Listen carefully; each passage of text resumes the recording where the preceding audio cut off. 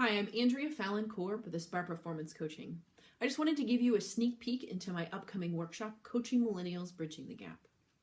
So one of the debilitating effects of perfectionism is that even when you're making progress towards your goals, the progress is really quiet, while the perfectionist voice screams that it's not good enough and that you're a failure, and it really hides the progress that you're making. So a simple way to combat this is to use data to track your progress, to help you cut through those perfectionist screams. So I want you to imagine that you are in a room that's completely dark. So there's no windows, so it's completely pitch black. If you lit a candle in this room, the effects would be dramatic, going from complete darkness to light. If you lit a second candle, it's going to be impressive, but not quite as impressive as lighting the first candle. If you lit a third candle, again, there would be a noticeable change, but not nearly as noticeable as the second or the first. So this diminishing actually continues until lighting a new candle is hardly noticeable. So by the time you light your 15th candle, it may not even register on your brightness scale.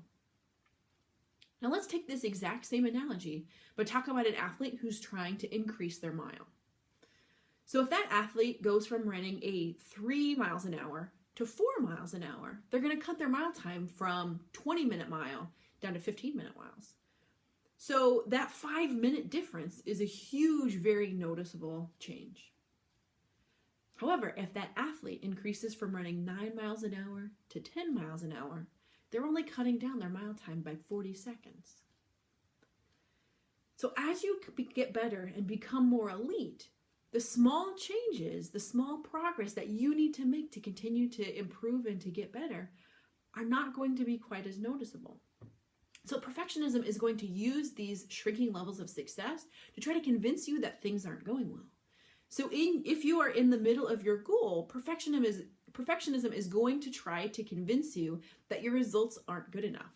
And what better way to do that than to show you that you're making really, really slow progress? So when the lie of perfectionism gets really loud, use the truth, use data to show that you're making progress.